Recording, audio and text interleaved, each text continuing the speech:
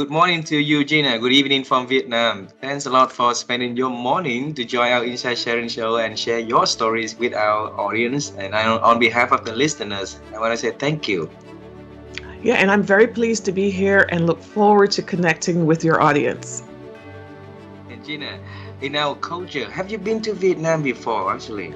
I have never been to Vietnam, but some of my dearest friends, their parents came from Vietnam, and one of my aunties, who is a Vietnamese woman, she's about 95 years old, and I go visit her periodically. And here's what I know about her and things she shared with me that made me very interested in meeting you and your listeners is that every time, whenever we get together, she is always giving me things. It seems I have this idea that Vietnamese people are always wanting to give you something they want to share. And we do. So, Gina, um, if you ever travel to this part of the world, now you have a new friend, a new family. So we are here, and we'll Oh, be so thank you. happy to take you and your family around. Okay. Thank you so much. And in preparation for you for that, is it our great honor if we can have you to help introduce a little bit about who you are and the works that you do for our audience. Would you do that, please? Oh, I'd be happy to. Well, I think the first thing that I would want listeners to know about me is that I'm a parent. I am the mother of a daughter. And why that matters is that, everything that I do in my professional life is sort of framed with this lens that I want to make the world better. In particular, I focus on workplaces. And I think about her and her children and the world I would want for them. So that's an important thing. But more specifically, I was born in England. I grew up in the Caribbean. I think of myself as an island girl because I spent most of my formative years in Barbados. Uh, and I've lived in the United States for a very long time. The advantage of that is that in the work that I do as an organizational psychologist and as an executive coach, is that I primarily observe human behavior and then help individuals, especially leaders and groups of leaders, be more effective and influential and impactful in their jobs. So I like to say, the only thing I know about is human behavior at work, and I try to to make it possible for organizations to have cultures where everybody can be happy and thrive, and where individuals feel like they can get the job done without hindrances. Wow, thanks for sharing that. And so you were born in England, and then you lived grew up in Caribbean, right? Then Yes. and spent a lot of times in the States. So you live in three different continents, actually. In Yeah. your life. Yeah. Yeah. And I think it's advantageous. I work with my clients theoretically come from all over the world, although, of course, most of them are from the United States and Canada, the United Kingdom, but I have clients in other parts of the world. And I do think that it is advantageous to either have lived in different parts of the world or at least be curious and informed about other parts of the world. Because when you have lived in different places, what you figure out is, humans are humans. They have the same concerns and fears wherever they go, wherever you are. Um, but we have different perspectives. And so what you figure out is that sometimes there are problems in one place where they have already found solutions that you can apply in another place. So I think the advantage for me of having had the opportunity to live in different places is that it has made me very open-minded about people and about the world. Absolutely, totally agree with you on that, Gina. I'm curious about the journey that makes you here, and then you said that you involve, you almost your work is about the workplace, right? So we're gonna travel time together, and we want to examine how that lead into the works that you're doing now, right?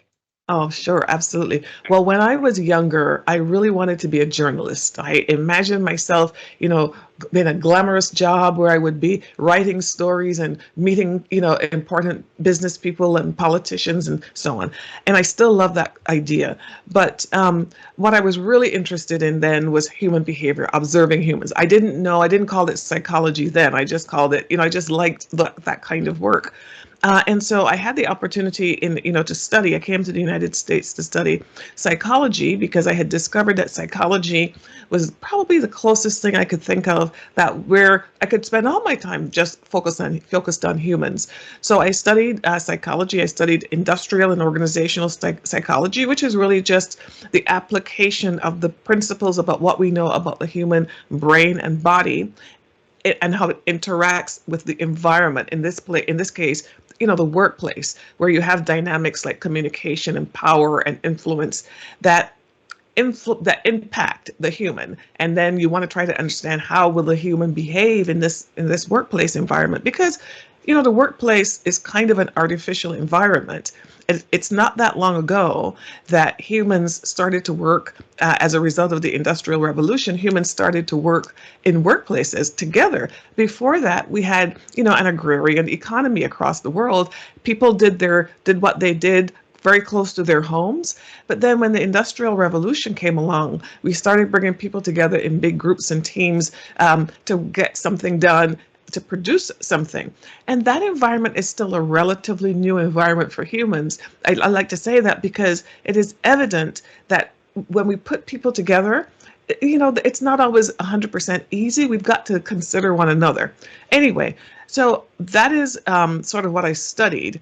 And as I was studying that, I had a lot of options about how I would choose to use that. For example, some people who study what I study ended up working in what we call human factors, where they might work, for example, with pilots or companies that design cockpits for pilots. How do you design a cockpit for pilots?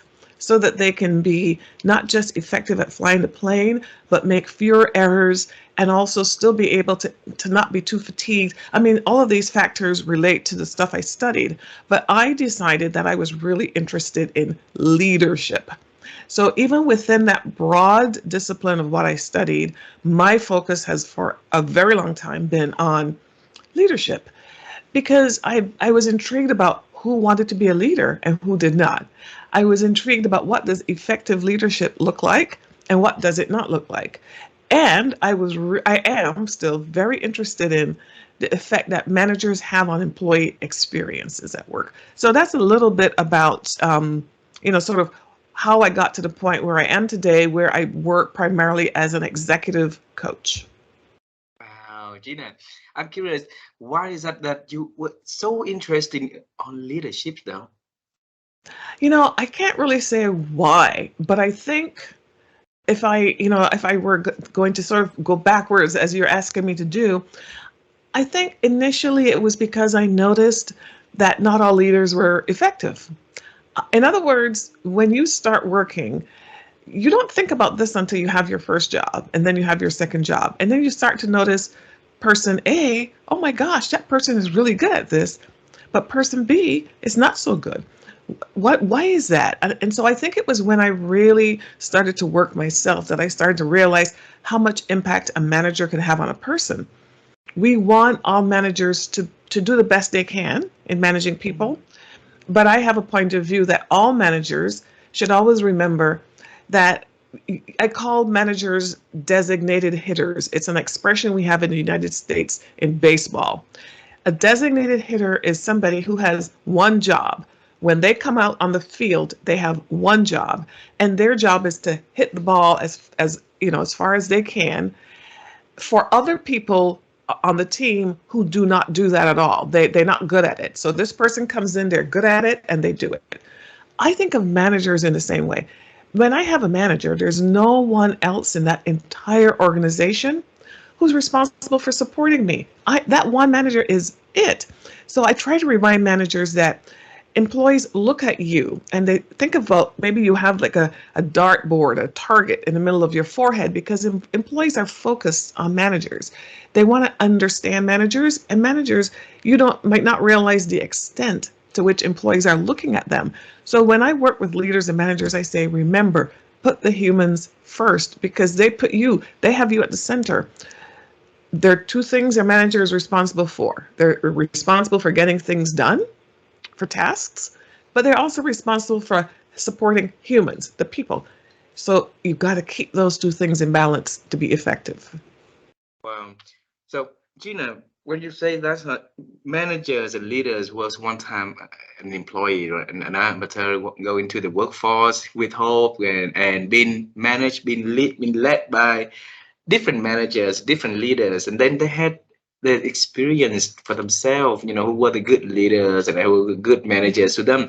But when they promoted into, being in management positions, then they became a person that they didn't like, when they first started their career. What happened to them? Yeah. Well, I mean, not everybody is the same, so I won't say that that always happens. But I think that when employees have bad managers, it teaches them to behave like bad managers when they become bad managers. In other words, you only do what you see and what you know, right? And so if you've got a bad manager, when you are not thinking about it, I don't think you're consciously saying, I'm going to do it that way. But if this is all you know, when you go into your role and you have to make difficult decisions, or you have to tell somebody, give somebody feedback or what have you, you probably are going to do what your manager did with you, unless you have been trained to know what does an effective manager do. And it's very hard for organizations to keep managers trained, because they always say it's a bit of a challenge to get everybody trained up to be their most effective.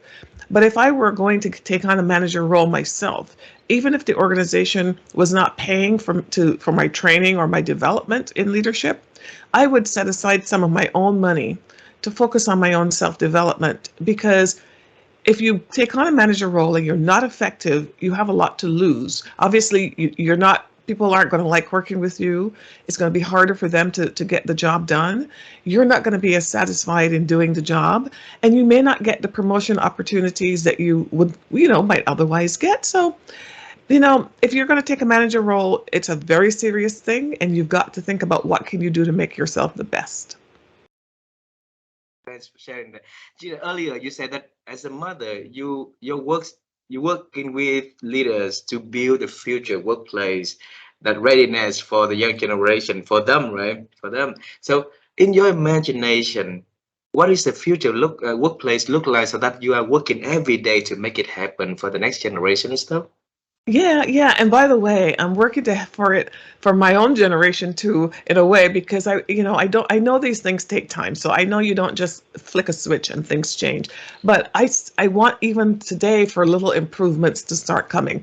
But what I want for my daughter and her children when they show up in the workplace, I would want that the very first time that they interact with a company, on the internet or on a phone, even for the interview before they even start, that at the end of that experience, they got the information, that was a transaction. They got the information in the interview, but they leave feeling just respected. So the word that I use most often is respect. I think respect is the foundation for all effective relationships. But I think in the business world, we do not focus on it enough. We focus on it a lot in personal lives. But in the workplace, I would want then, when you take the job and you show up for that first day, the very first person that you meet in that company, whether it's a security guard, a receptionist, your manager, or the CEO, that person can make eye contact with you. That person can just acknowledge you as a human. They don't have to give you anything. That's just human. They don't it doesn't matter your rank, your status, your title. Everybody gets that kind of respectful acknowledgement. And then when things go well, you have the opportunity to celebrate and be recognized when those things go well. When things go wrong, you have the opportunity to be a part of finding the solutions, as opposed to just being, criticized or punished for things going wrong. And then we just all give everybody what I call a little bit of grace. We acknowledge that humans make mistakes, every human. So we start with the assumption that it isn't going to be perfect, but that when it isn't perfect, we will help one another to get better. Oh, beautiful, beautiful. So treat them with respect, right? Treat everybody as a Yes. human and welcoming them, and then have a grace for that. Wow. And with I really interested in what you say about, because a lot of leaders now taking two steps forward and then one step back. And that happened for many, many years, right? And then which leaves that there's still many works that needs to be done to help the leadership. And where do you see the reason that leaders continually take the step back instead of keeping moving forward faster and faster, Gina? Well, I think it starts with the way we train leaders. I cannot speak specifically to Vietnam because I told you I've not been to your country. But if I think about the system of education that I grew up in, which is sort of the English model, which is, you go to school, you either go academic, you study very academic subjects, or maybe you study more like trades and engineering where you do things with your hands. And then you get the opportunity maybe to go to college. And if you have the opportunity to go to one of our business schools, let's say, you study a lot about finance and marketing and sales and operational effectiveness, and all of these things. But the thing that does not get focused a lot on is it's the human leadership. It's not that it doesn't get focused on at all, it does. But whenever I hear an organization say, or a university say, we're teaching soft skills, that's an expression that you've probably heard before, soft skills. To me, that's a code word. It's a clue to me that they're saying that the technical skills, they're saying the marketing, the engineering, the sales are more important than the management of the people. They're not putting them on the same level. So whenever I hear those words, I know, aha, this is somebody who still doesn't get what leadership is about. But that is how we train our leaders. We differentiate between, we focus on the non-human part and we under focus on the human part. So the reason that leaders take a step forward and two steps back is that there's nothing in the system that reinforces the idea that you've got to do both of these things. So I talk a lot about human-centered leadership. And I say you can be human-centered with everything that you do. It's not a separate thing, right? But we've taught leaders that, some people are good with people and some are not. So if you're not good, you just don't have to do it. You just produce. You be a good producer, right? And your team makes a lot of money. We're happy. However, that nobody, you have to have somebody at the top of the organization has got to say, we want our leaders to do better. We don't just want them to get things produced. We want our employees to feel like they're part of something big and we do it all together. And then, the last reason I think that leaders, they take a step forward and then they step back is that, for example, right now, when economies get a little bit weaker or there are things outside to be concerned about, when they have, let's say they have $100, when they think about how are they going to spend the $100, the first thing that they take out is employees. They have layoffs and things like that. The first thing they take out is employees. And that again is evidence that they're not thinking about sort of that long-term view, because you're sooner or later you're going to have to bring those employees back. But in the meantime, your business has probably suffered. So maybe there could be something else that they take out of that business. I think the point I'm making here is that it's simply because there is not enough focus on the human experience. So if we don't say the word soft skills, right?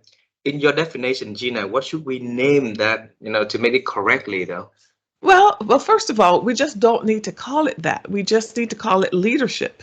We just need to call it leadership. But when we talk about leadership, we have to make it very clear in our actions that we're not just talking about leadership of the product, of the production, of the thing the product or service that we deliver to our clients. We're not just talking about the thing. We're talking about the people who design the thing, create the thing, manufacture the thing, sell the thing, ship the thing, deliver the thing. We're thinking about the human element as well. Um, so there, I don't think we necessarily need a word, but if I were going to use an alternative word for soft skills, I would just say the human element, or I would use the word human more often because I don't think we use the word human often enough in business places. Got it. Gina, I have a question about this because we have been under the pressure as a leaders and managers, or under the Yeah. pressure to produce. right? So Yeah, produce better result, better outcome, be more efficient, be more effective, and sure. have better return on investments. And then for when we work in that culture for so long under that wrong, that old management style for so long, right? And we forgot about the human skill. When we were young, when I was young, when you was young, we are Yeah. very good with people, right? So Mhm. now if I want to become a human center leader, and I want to restart everything and start all over again, where can I take the baby steps to Yeah. think about and apply it? Yeah. There are three words I call them the three C's. Number one is curiosity. Number two is connection. And number three is comfort. And so let me tell you about the three words. I think this is actually to me the formula for that kind of respect that I was talking about before. So it applies in all situations, not just in leadership. I think what you have to do is to first say, I need a mindset of curiosity about the people that I lead. Leading people cannot just be an abstract thing that says, I have these 50 people and I look at the data to see if they're doing well or not doing well. What it should mean is that you know enough about each of those 50 people, even if it's just one thing, like what is their favorite kind of ice cream, or just one thing. Just try to learn one thing about that person. It's kind of like when we started this conversation and you wanted to ask me about where I grew up and a little bit about that. You were doing that to help for your listeners to understand a little bit about, well, why does she think this way? So I think in leadership and management, we mustn't forget that it is in that human curiosity that we understand a person a little bit better. That understanding, when we connect with people, leads us to connection. So the next C is connection. As a manager, if you're trying to focus more in this area, what connection, the evidence of connection, in my opinion, is if there were people on your team who did not talk to you before, and they didn't talk to you either because they felt like they were interrupting you, you didn't have time, or you didn't want them to talk to you. If a couple of those people start talking to you now, or in the future, because you've done something different that lets them know it's okay for them to approach you, that would be evidence of connection. You're getting better with the connection. And by the way, during the pandemic, what the data said from a company called WorkHuman, that whose work I follow, they did research and asked employees, of those employees who were the most engaged and looking forward to do their jobs, even though things were difficult. Maybe they had gone to work from home for the first time or what have you. It was the managers who checked in more often that they admired the most. Simple. They just checked in and said, do you need anything from me? Or they didn't come in with a big solution. They just said, what do you need? Do you need something? So connection. And then all of that leads to what I call comfort. And when I say comfort, I mean it in the sense of ease, a certain degree of of ease in the interaction, a lack of awkwardness. It doesn't feel so unnatural and forced anymore. But you cannot get to that comfort, that ease, if you don't do the first two things. So I think you can apply that model to any kind of interaction. Why is the ease important, Gina? Yeah, well, I think it is important because in the work, some of the work that I do has to do with inclusion, and I talk a lot about just Mm, accepting people with I call it human variations. I don't say people are different than one another. I say humans vary, and human variation is normal across, even if you take a group of 50 Vietnamese, you would see variation in the 50. You wouldn't say that is bad. You would just say they vary, right? So it is important to have ease, because when you don't have ease, what people tend to do is you can tell from their body language, they don't want to make eye contact. They don't want to interact with you. They stay further away versus coming together. And it takes up energy. It doesn't make it easier to do the job. It gets in the way of doing the job or whatever you're doing. So what ease and to me, ease and comfort are very important as outcome measures, because I can tell immediately when somebody is uncomfortable with me. And we all have that experience. So in a team, you want to reduce the friction and increase the ease.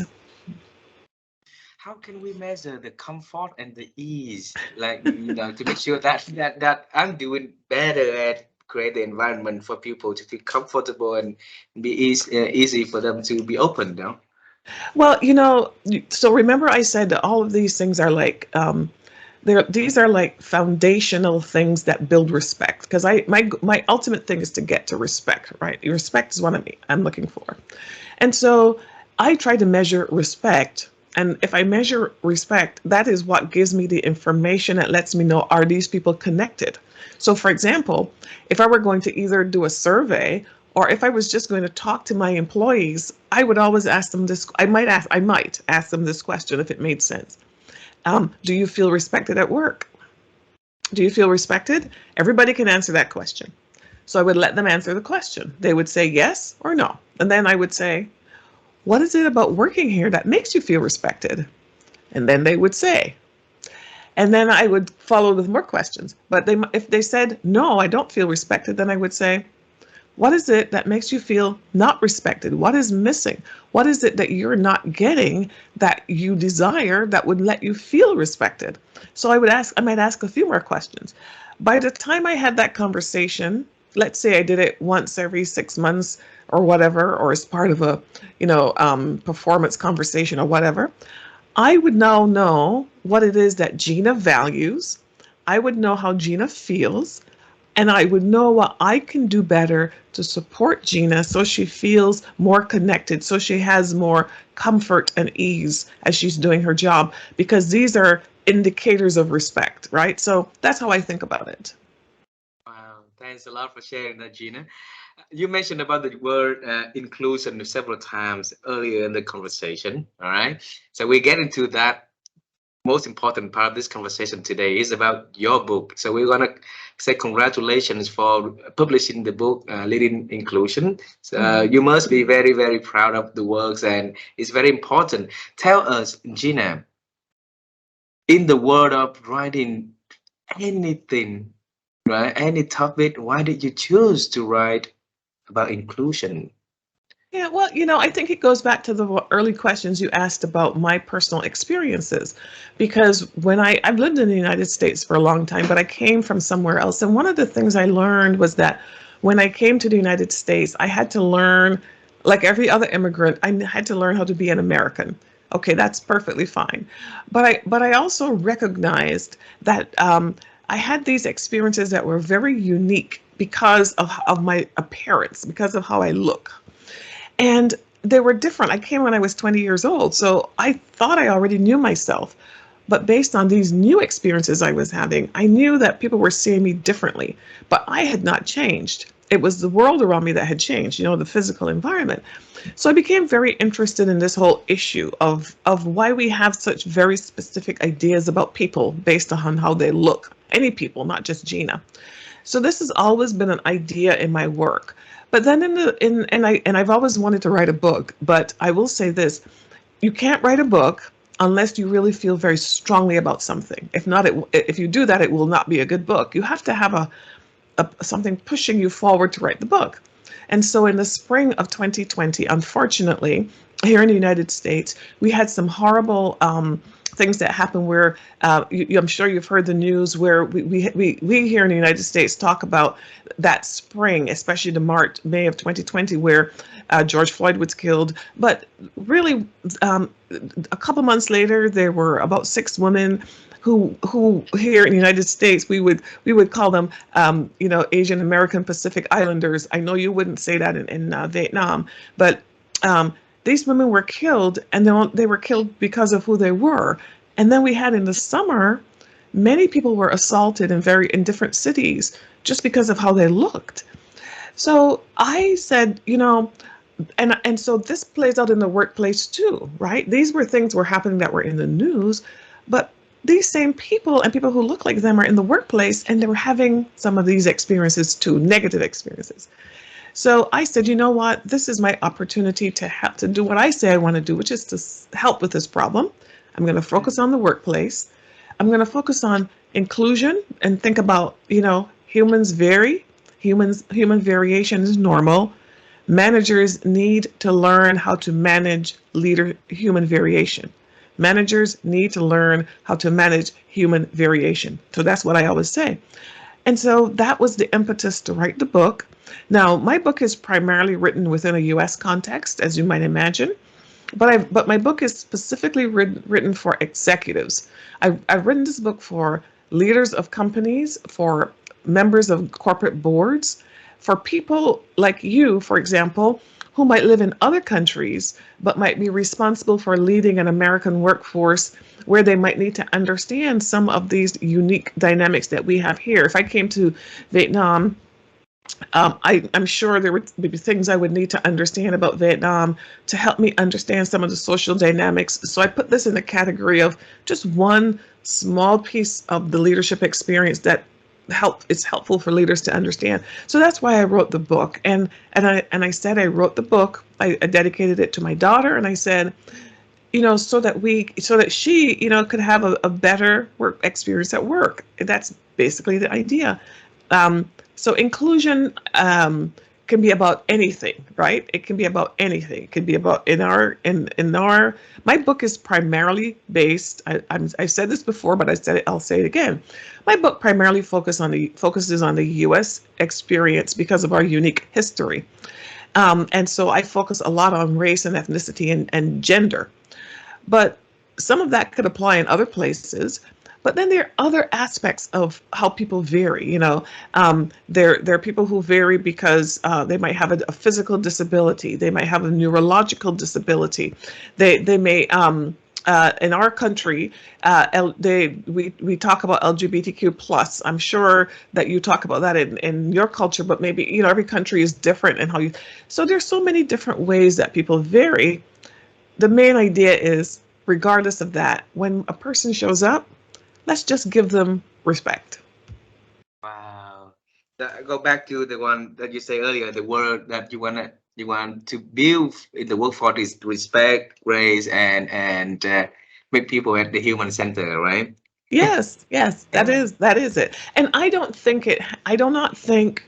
I think if you start, even though I talk about making big organizational change, you notice that when I talked about the three C's, curiosity, connection, and comfort, that's really about the one-to-one interaction, right? Because it really begins with an individual.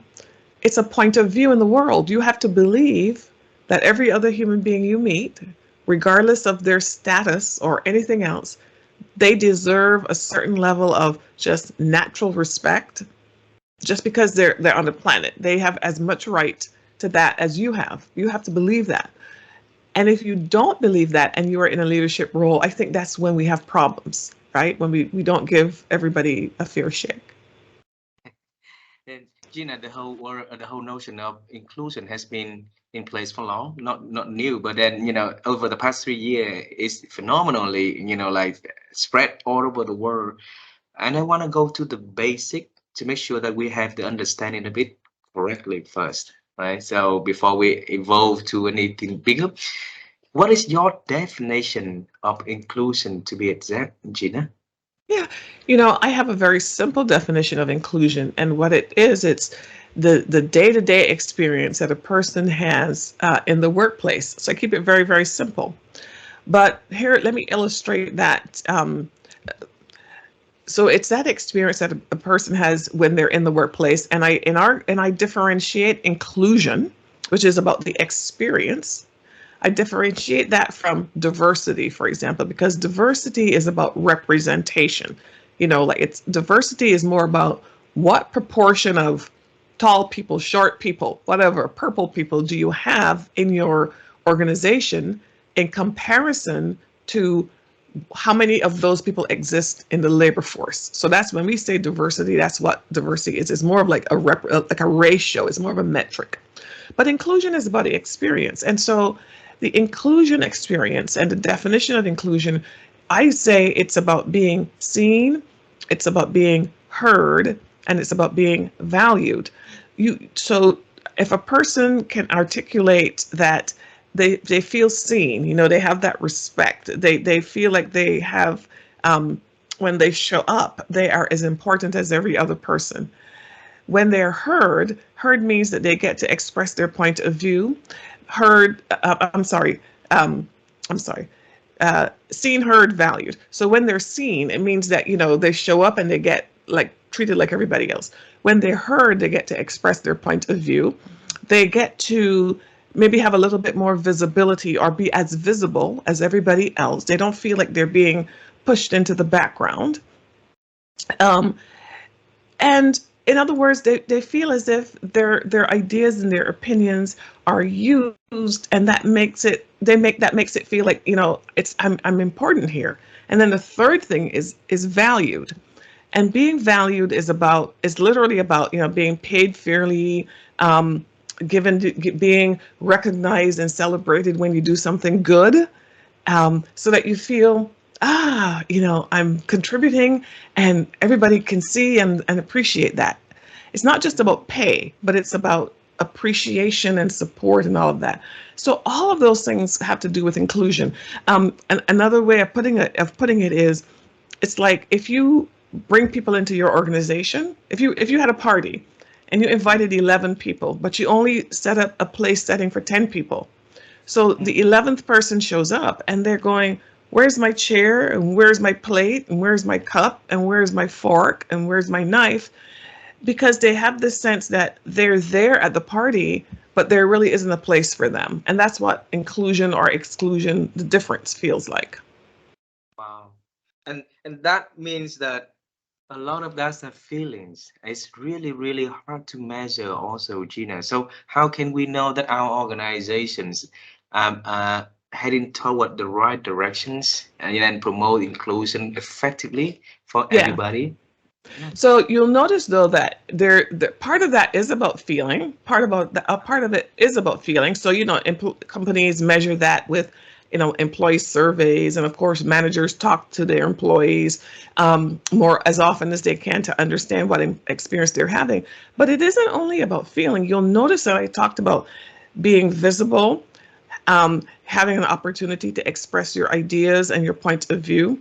I didn't mention this, but it would also include things like, access to development, access to promotions.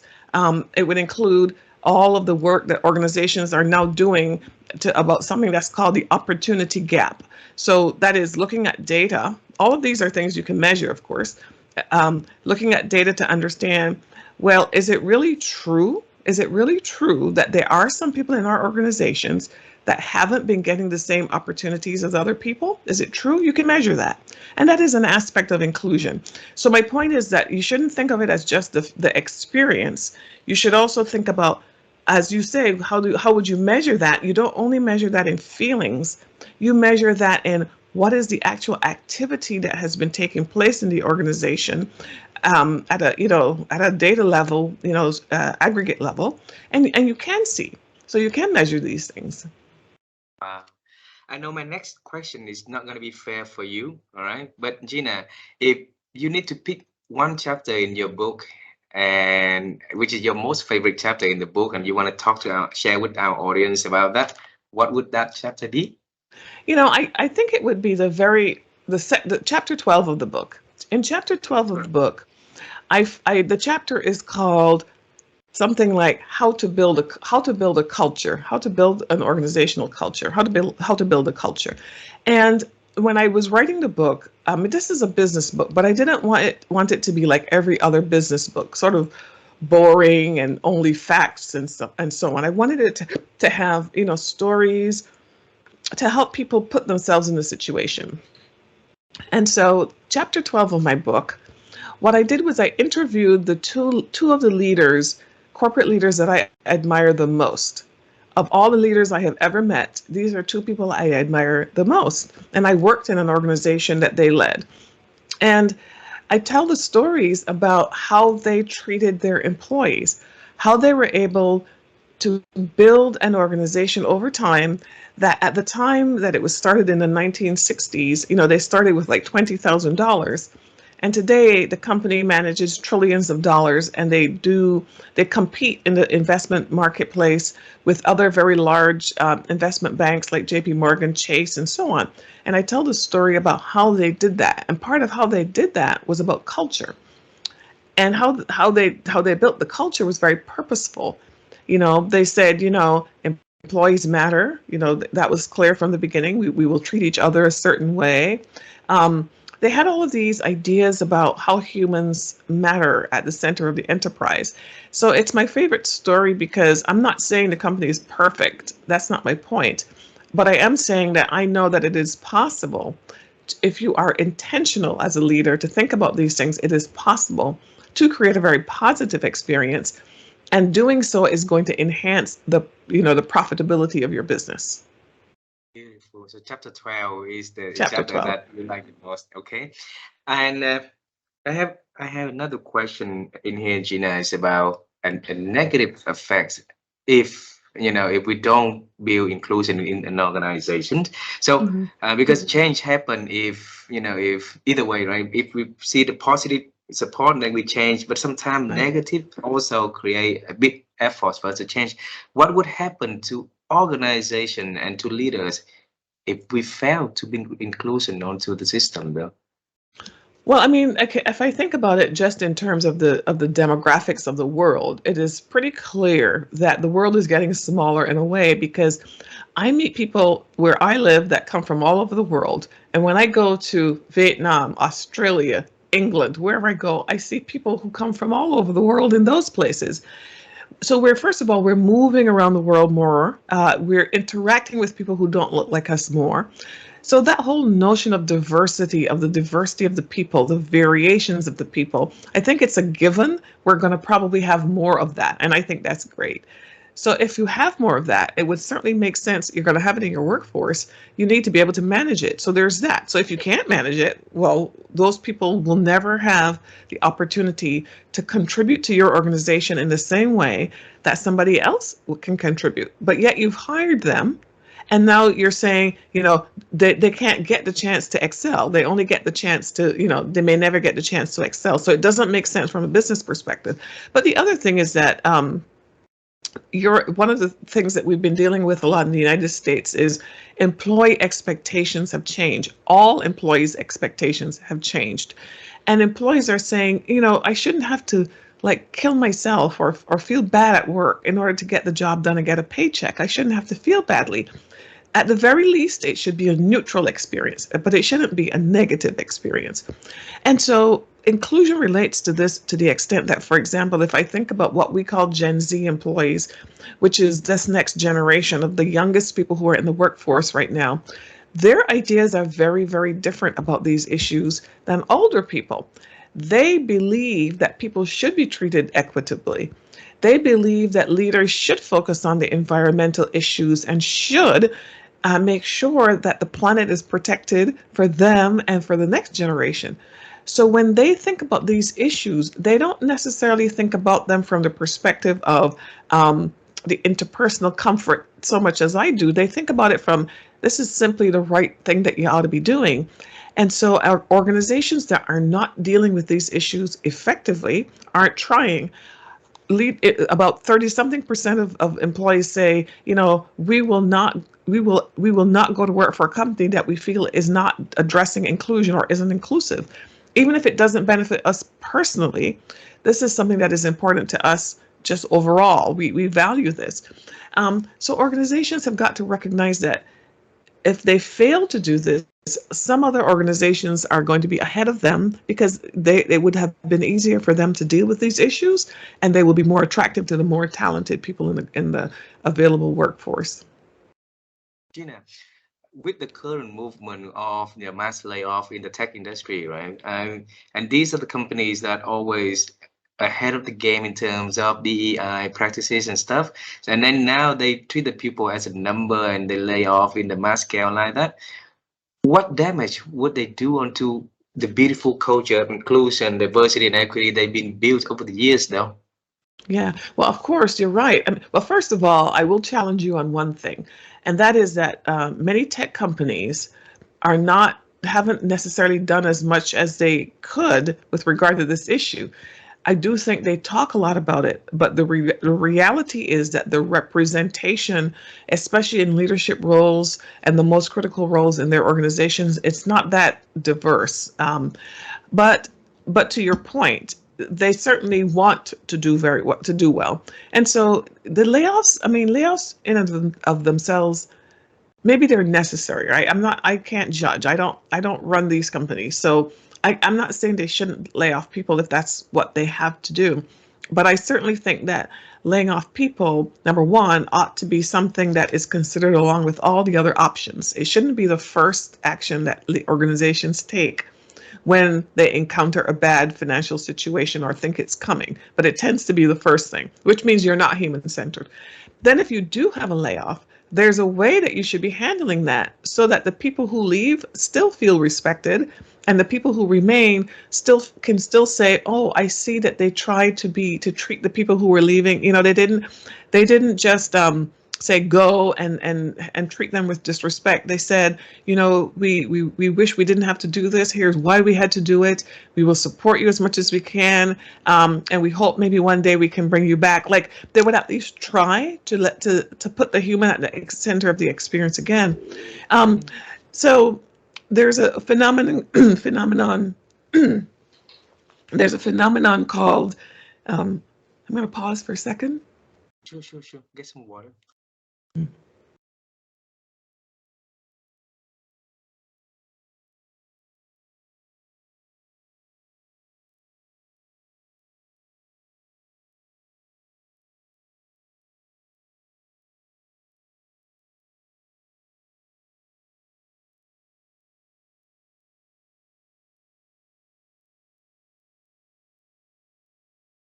Okay.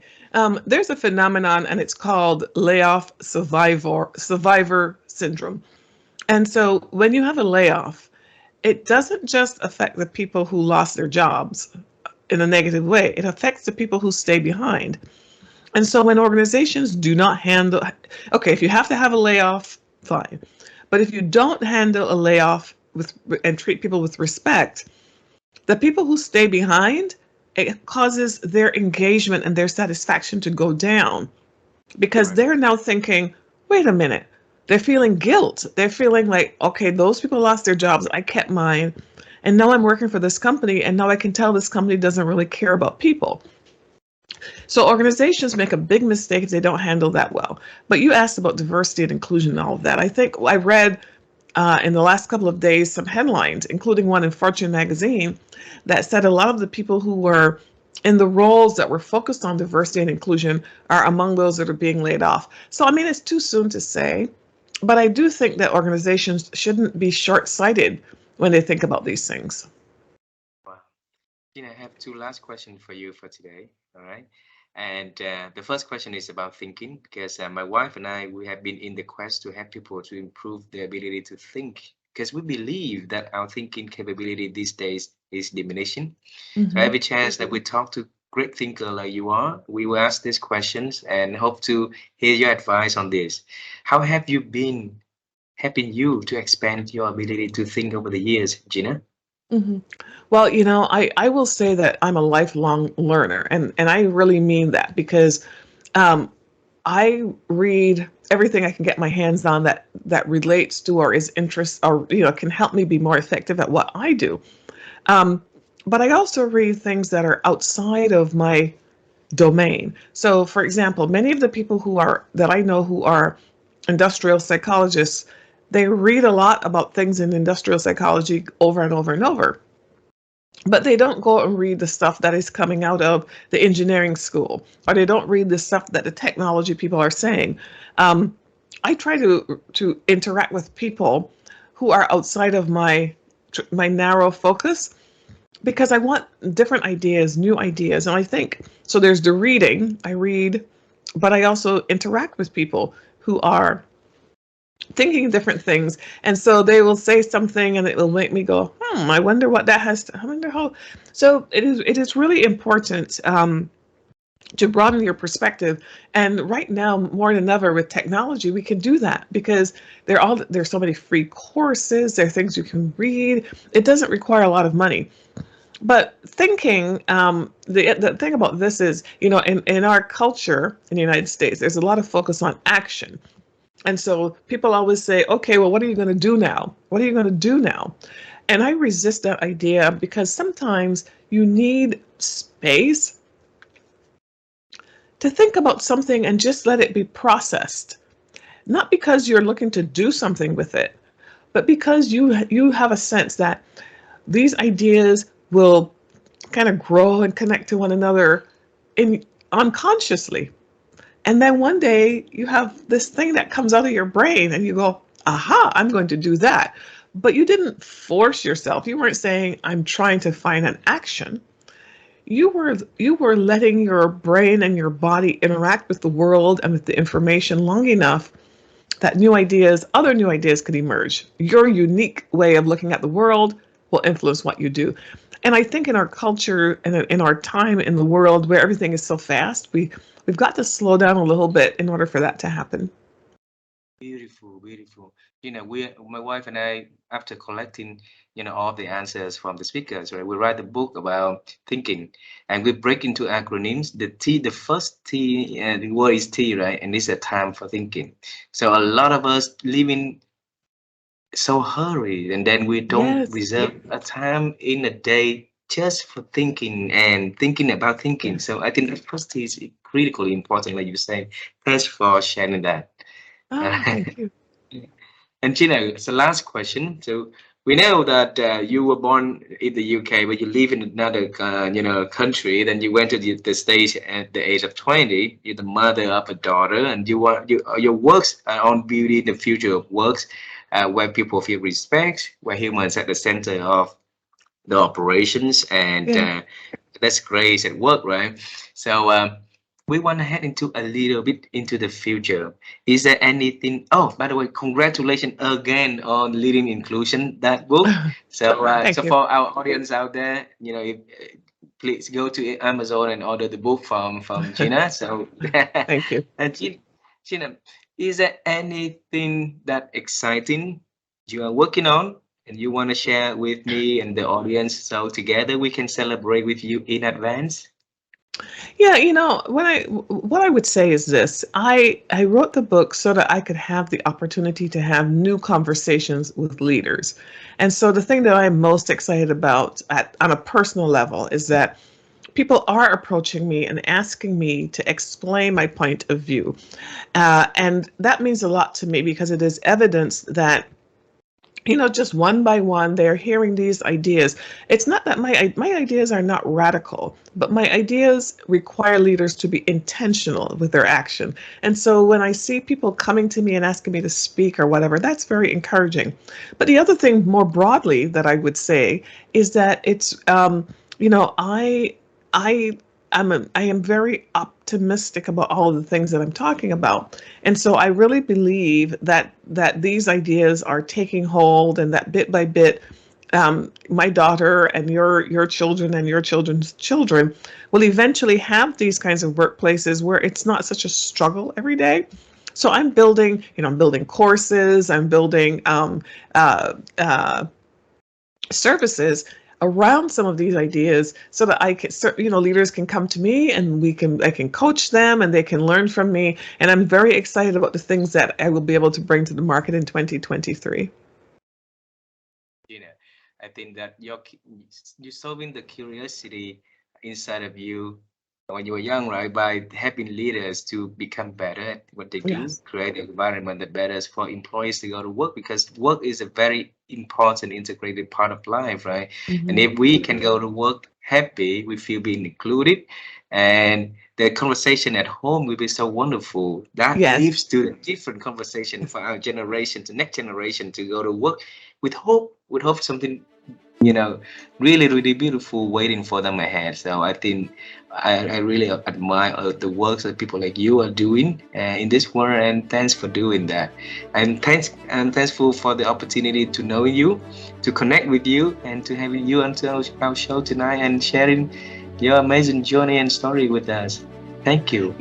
Well, thank you. First of all, it is an honor to be invited to be on your show because there are so many people in the world, and the fact that you have chosen and made that invitation is something that I honor. And so, thank you so very much for having me. And I hope that your listeners will find some value in at least one idea that I shared. Have a beautiful day and enjoy the weekend ahead. You too. Thank you. Bye bye.